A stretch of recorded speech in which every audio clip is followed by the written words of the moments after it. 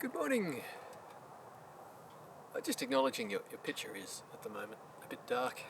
It's pitch black, I totally agree. It's set so that in a moment, when the day gets a bit brighter, the picture should come in. I don't wish this to be a long video. I believe I can only record for a certain amount of time, but the settings should be right. I've proofed them as much as I can. I was going to walk into the bushland and do a nice recording, possibly with the sounds of nature around me, but being winter time, or more so not the middle of the summer season, my daylight hours aren't as lenient as they have been in the past. So working with pitch black light, I didn't bring a torch with me, my mistake. Couldn't manually set the settings on the camera as I normally would, and usually I have some mood lighting on me, and with all of that gone, it's this beautiful black screen. If I was doing a meditation tape, get you to focus on my voice, but I'm not. And I guess the visuals to come with this, with any luck, will kick in as the sun rises, kind of just before sunrise. We're in a national park, but I've had to choose the people area of the national park. I'm currently sitting on a park bench. I chose where I am because there's a couple of park lights, and I figured that they might have given me some lighting such that you could see me. We don't need a long lead-in, potentially in front of a long video, if the video itself is going to be on heavy topics. It's hard to do topics that aren't heavy in the modern world. If you have a video of any merit, for most people that's going to be a sales video, it's going to be information about a product. I guess other people out there we're always wanting solutions, we're always wanting someone to share their knowledge. And of course we're only willing to take on board knowledge that we consider similar to our own ken, or something that we believe in ourselves. We don't generally just watch videos from people with completely opposite viewpoints that we don't believe in. Because time is a precious resource. It's the one resource that we all have in equal measure, be it a rich man or a poor man. Time, therefore, is more precious than money, you could argue, to everyone on the planet. So we don't use it very well, and that's the concern. It's not really the point of this video. I guess if this video was to reach out to anyone, it would probably be China, because we've given it a shot in the West. We've gone past the point of being able to reason with people, to achieve the goals that humanity seeks. It just doesn't work in, I think the burn we now throw in all the popular media is, we call it late stage capitalism. Now, I'm not into politics. I've never really chosen a side. In my country, the major parties mirror each other's policies so much, and have done for decades now, that the notion of casting a vote, to me, is, I don't know if it's oxymoronic, but I'm sure there'd be a word very fitting of it in terms of how I perceive it. That's all right. I've wasted my vote. All throughout history, people have deemed how important it is to have the vote, and I actually have to pay fines for not voting. They're not small. So, is my opinion worth anything? Well, I would argue not. Right? Clearly, I'm against the grain. Clearly, I'm probably going to go against whatever viewpoint you might hold on to. And let's face it, the screen's black. It's pretty easy to skip on from this one. It's not even personal, right? It's not like you can see me and go, oh, okay, I don't like the look of this person, and spin on. So, late stage capitalism. For me, that's now a dirty word, and I explain why it's a dirty word. I'm into technology, right? Like many people. I need a hobby. The modern world is somewhat stressful. So since I was a teenager, my hobbies were three-pronged. I was into computers, information technology, and I would argue a subset of that is computer gaming. I was into audio, and that being hi-fi systems and having nice music to play. And I was into cameras and photography. And across other videos, I've no doubt wanted to cover how all of those industries have been deprecated. What we find is that the major players in all of those industries either have to follow the follow the fish in the sea. I guess an old saying is the only fish that go with the current are the dead fish. Right? You've got to go against the grain, and you can't in a sales industry where you have to mirror everybody else, or else be swallowed up. Every one of my industries has been deprecated, all pure and simply because of spec sheets and arguably what we call science. And science has served us for hundreds of years very, very well. And inside of less than 15 years, how quickly it has turned on us, now that we have all of us as yellow belt consumers. We get on the internet and we research our products. So the things that matter are no longer phenomenological things that we can touch, things we can smell, right? That no longer matters. What matters are numbers on a sheet of paper, which somehow dictate the capabilities of the equipment we're looking at. And I can assure you, as soon as the manufacturers realise what the numbers are that we are looking for, they tailor their products to suit. Now, in a high-end product, the traits that vary from one product to another are what the reviewers talk about, and they take a lot for granted. And that is the problem with pulling the wool over people's eyes, is that if people's eyes are not looking in the right direction, you do not even have to pull the wool. What we have is that for a while, journalists or reviewers will talk about a particular product, be it a camera, be it a computer, be it a hi-fi system. Right, they're my fortes. I'm not into cars, but I'm sure I could add them if I had the information. All sorts of things, anything that is physically made. Right, as soon as people start to assume next year's model is going to have all of this plus something else, right? Whatever you're assuming is probably what is going to get deleted from that product because it's a cost. And if people are no longer measuring it or talking about that, it's not relevant to the build quality that will net you sales. And so in the hi-fi industry, the traits in high-end equipment, or in computers I should say, to continue my thread, the traits that mattered from one model to another became the numbers that people spoke about. And after a while, that was the only thing that people spoke about. And everything else could just be swept under the table. And, I mean, cameras are the biggest one, because the major camera companies that have all now folded acknowledged they created a monster when they started off on the educating of consumers to believe that megapixel mattered. And that's why we lost all of our big players. And as a case in point, there are different technology types. And there was a sensor type called foveon. And a 4 megapixel foveon sensor had as much detail as a 16 megapixel CMOS, charged metal oxide semiconductor. But it's every sensor on the market is a CMOS sensor, just about. I think Fuji use X-Trans, and it's a superior sensor in every regard. It requires a lot of computing power to process the image. So over time it will have advantages. Computing power goes up every year. But I believe in it. I've seen it. Right? I've printed out results. I understand what's going on. But getting back to foveon would take, for example, a cheap Sigma DP2 you could probably pick up for about $60 on eBay. If not, all the hobbyists have figured out they're brilliant. Probably snapped them up. It's almost a disposable camera now. For about 60 quid, you get an APS-C size sensor, what we used to consider a large sensor, which just captures light better, and the larger your sensor, the better depth of field you can get out of your lens. And a more than 10-year-old, even a nearly a 14-year-old foveon sensor, say 4 megapixels, but it was equivalent to more than 16 megapixels via the other technology types. It just didn't look very good. The spec sheet, customers would walk in and say, oh yeah, how many megapixels? You try being a salesperson upselling a 4 megapixel camera when 16 megapixels are on the market, and that's what consumers are looking for. Now the nature of a foveon captured shot is when you're actually in your digital post-production and you're zooming in on the shot, you can just keep zooming in. It's like vector art, right?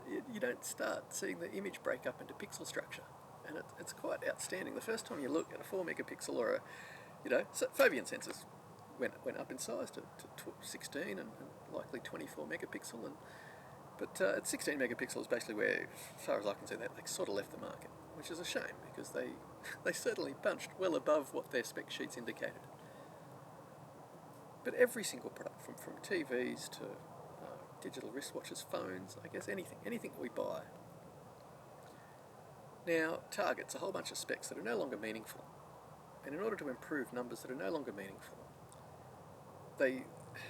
we lose absolute quality.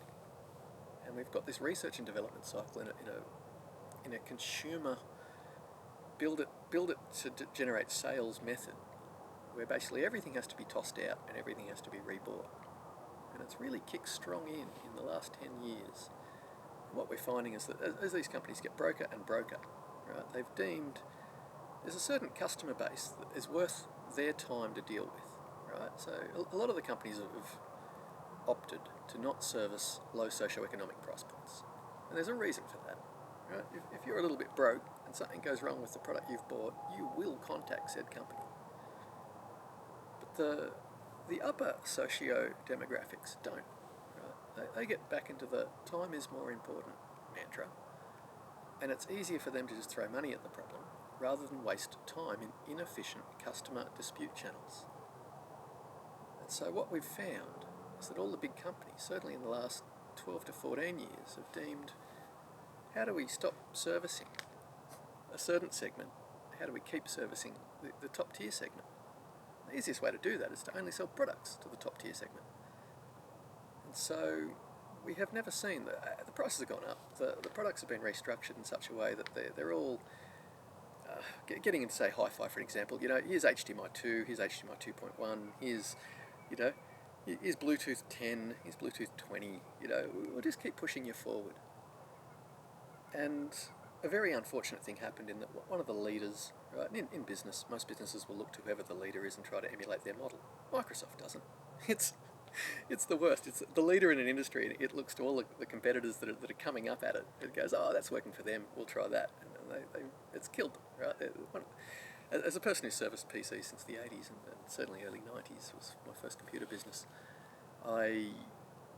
if ever there's an alternative to a Microsoft product, you just take it. They're always consistently the worst product in the marketplace. And I don't use Apple phones and whatnot. I have, and I certainly have recommended them to everybody all my life long because they're consistent and reliable, and people can just get on with the work. And that's actually why we buy into these platforms. That's essentially what makes them better. But all through this, Apple owning their own hardware and their own software, they owned a platform. They had about a quarter to a fifth of the market, depending on what product line you were looking at. And that gave them a certain amount of integrity and power. And they used it quite well. They would support their products for a very long time, and then they started to incorporate security updates with operating system rollouts, which was viable because they supported their hardware for a long time. They didn't need to generate new hardware sales in order to sell their software, right? Like the same things that are happening on all the other platforms, because they don't have the total ecosystem that Apple has. The exact same model that works for Apple is criminal in other areas, right? Now, it hasn't come full circle yet, right? We're not quite seeing it. It's all part of ready to topple, and this is what we call late-stage capitalism, is that now all the phone companies follow the Apple model because governments and the regulation bodies are all smaller than the corporations, and the response time and the education that the people that regulate these things, there's too much delay. And businesses just have teams of people that will just restructure and just do the next unethical thing that just skirts around the edge of the law. I'm into frontier law. We need to hold all these people accountable. We need to fine them more than the damages they do. We need to actually stop these practices from happening, because what is now happening is that the planned obsolescence is now built in at a software level that can be forced on any of your devices at any moment. They're basically all connected via Bluetooth and Wi-Fi, and using forced forwardness and deprecation of the old, they get to then resell us the new. And sadly, if you're a person who only makes money on hardware or you only make money on software, forcing the sale of one or the other using underhanded practices is quite viable.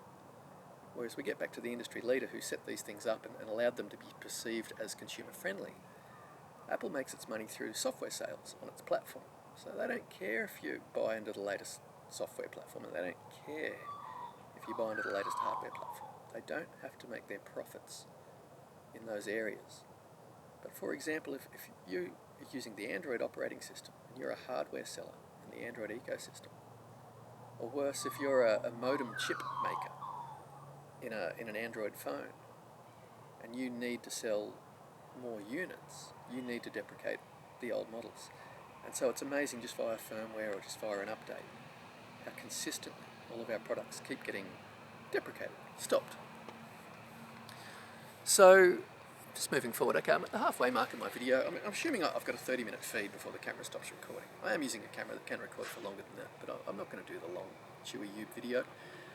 From where I'm sitting, I can start to see the light popping through the clouds. Because it's cloudy, it's going to be darker for a little bit longer. My apologies, I do have an auto ISO on. I kind of expected at some point I might start to turn up at the picture. I suppose this is just going to be a long black video, and I do say thank you. I can hear a car coming into the car park. I guess it's time the joggers and the exercises all start to kick in, which is good. Anyway, that's where we're at. We've got a world of people that, to de-stress, they're all shopping. The things they buy, they take their hard-earned cash, one of the hardest times in history to hold on to it, right? Hard-earned cash, and they have to rebuy. And this cycle can only work for a small amount of time before everybody gets fed up with it. That we're not far from. So that's a real problem. Combine that with medical passports and all the crazy stuff that's going on in the world, and never have we had a population that doesn't trust its government, doesn't trust this and doesn't trust that, and the problem is the media has us not trusting in each other. Right? At any other time in history, the typical model, and I come from the country, is that we all stand better by standing together. We stand taller by standing together, and the old saying is we stand on the shoulders of giants. We are working off the knowledge and the gains from the earlier generations as to what props us up.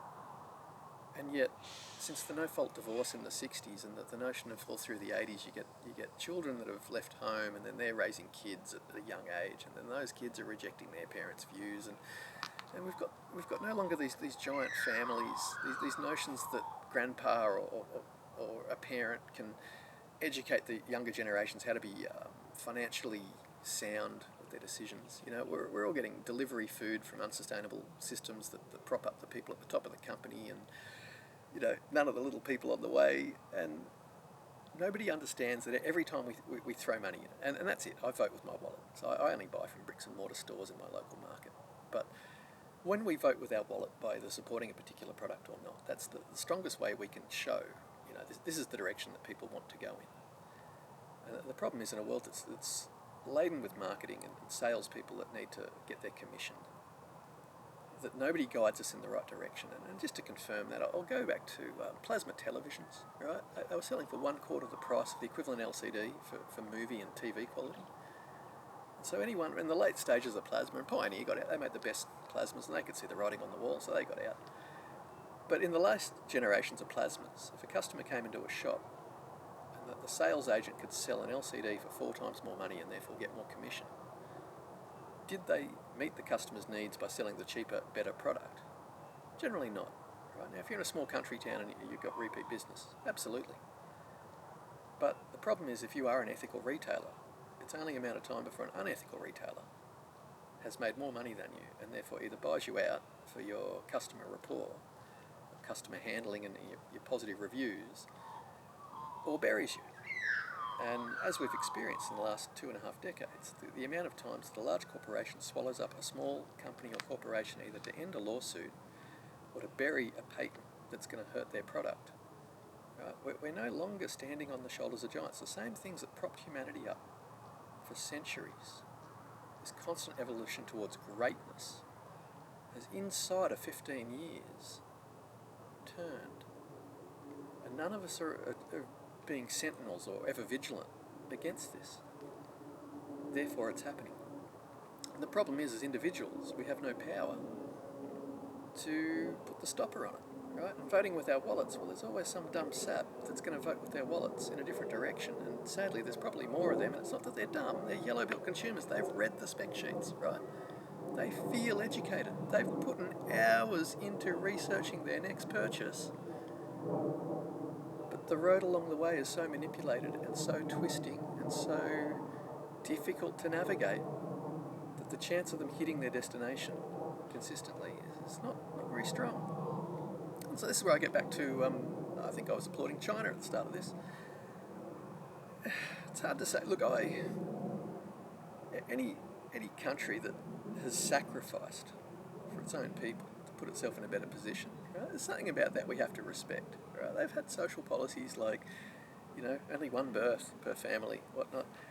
Right? When I was a child and through the 80s, I might have sort of gone, that's a bit strange. That culture's a bit different to mine.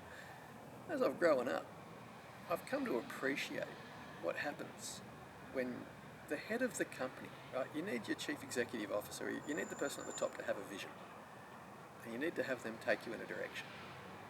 And I believe that if they're transparent in that, if everybody knows where they're going and what's happening, generally everyone can put their hands together and we work really well. So why do I reach out to China with this? Well, according to the book of dates in China, I'm born on the day of the person who will save this world. Right? So I can sit here and I can whinge. As I've learnt in any workplace I've ever worked, it's one thing to point out a problem. But if you can offer a solution, listening to you is actually worth somebody's time. And I can offer a solution. I know how the whole world can find happiness. And we can all, and it can handle the transition from the current model to the next model. I'm not doing this as some catchphrase to try to sell my video. This video, like every other video, won't be watched. I know that up until this point it's all black screen. That's all good. But I do feel that if we reach out to the right people, I've tried reaching out to my government, I've had no success. Go into the politicians' offices, I've had no success. Well, I haven't for a while. I kind of got a bit depressed, not having a voice, and just took myself out of the motivation for doing that. But I made a video more than a year ago saying, well, if I don't come back to this for a year, we'll resume it then. And then I made the joke, well, we don't really have another year of time to waste. So the reality is we need to get back to sustainable farming practices, and we need to change up what the masses of the world are doing. The nature is, we've never had better reasoning for the people of the world to get involved. Everybody's at such a high stress level that they're about to keel over, right? We know stress kills, it raises heart rates, we know that a limited number of heartbeats before we kick over, right? We don't need the ongoing stresses. And one of the things that works out the stress is being able to physically use your hands and being able to do something about your current situation and not feel helpless in it. So everything about the model I propose offers that. And as an example, the best CEOs had a walk the floor attitude. They would walk every aspect of their business so they would understand what's going on. Now, if we take the attitude of we've got a huge number of people on this planet, the nature and the notion of the Industrial Revolution that served us a couple hundred years ago, and it certainly lowered labour costs and it did all sorts of things in terms of getting productible objects to market. We don't need that across all of our industries anymore. And agriculture is one of them, where even children at a younger age, at what we would consider an unemployable age, can walk through the orchards and can hand pick the fruits or whatever. This is a skill set that can be taught. I'm not saying we just want to use child labour. What I am saying is that if we lower the number of hours that we work each day and we work in ways that are conducive to health and a great mental state, and we can all volunteer to choose what we're doing, and therefore we're aligned with our own happiness, I believe we'll find that the working lives of people extend from an earlier stage and also into a later stage. But the best part will be at the moment, one of the greatest losses we have is the fact that people now are changing their vocations every 3 to 5 years, right? So in the 80s it was generally perceived that, and this is when the employment numbers started to change, and I'm not sure if it went from, generally you had your job for forever, any time prior to that, and then it was like, generally people's vocations are 30 to 20 years, and then through the 90s it was like, 15 to 10 years sort of thing, and then into the 2000s we were finding that the times that people were dedicating to their vocations were getting as low as 5 years before they were jumping ship, going to a new industry. And so we get all this investment in people, all this learning, and then we make it not used, not able to be tapped into. And so having a right direction from the start such that we can be practical with our learning, we can be practical with the application of the skill sets that we're upskilling or training. These are the sorts of no-waste mentalities that we just need to start using, because there are so many wonderful resources on this planet. and we can't keep turning over all of our precious resources every 3 years, right? Because we're not composting, we're not making use of the nutrients again, right? We need to make our resources practical, and if we could recycle any of these things, including skills in people and products that we make, right, it might be a different outcome. But we can't recycle these things. Not as easily as we can recycle ourselves. If we're all atoms forged in the hearts of suns and whatnot, it takes us a while to be born as a baby and to grow up before we're practically giving back to society, right? If we can save ourselves 90% of the cycle and be practical all through our lives, humanity as a whole goes forward. And it just requires integration. It just requires us all getting on the same page and realising that the path we're currently treading probably isn't sound, probably isn't working for us. And once we digest the fact that, and we all know it, that we need to change step, once we realise that it's just not an option, any short-term discomfort in a transition stage, I'd say I want to say it's ameliorated. It becomes little of no consequence, right? We can all handle discomfort for a moment. And just think you go to the beach, it's a hot day, jumping into that ocean, initially it's going to be freezing cold, and then you're in there for about 20 seconds, you go, oh, this is wonderful, right?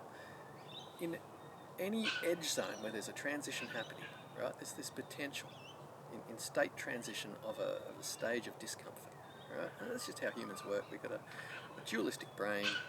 We experience hot because there's cold, we experience light because there's dark, right? We are aware that there is a scale. Anywhere where we're not aware there's a scale, that just means we've got blinkers, and we're only seeing one thing, when really there is a gradation, right? But there is a change state needed for the people on this planet. There might be a brief moment of discomfort, right? But beyond that, right, and if we can just all accept that, right, if we can see that the path we're currently walking is unsustainable, not just to the hippies and the permaculturists and the people that like to use words like sustainability, right? Our current path is unsustainable because even the people who have the money to buy all the technology, they're going to be constantly disrupted, while the corporate world keeps forcing them, because they're the subset that they deem is where the money comes from, to make certain people jump through fiery hoops. Well, those people have always thought we can avoid the fiery hoops. Well, not once you're the target. And so we do know that once those people become the target, that's when change will be backed by money, right? But up until then, everybody else working together can at least we can raise salience about this. We can all try to get on the same page. Now, I understand this video is not practical. I understand I haven't really given the solution. Really, it's just more of a peaceful video, I suppose. Some Australian bird sounds. But I do believe that we need to be able to invest our energy into things that we believe are practical. And so at this point in time, do I feel better for making a video like this? Well, I don't believe it's going to get watched, so maybe not. But wouldn't you feel better if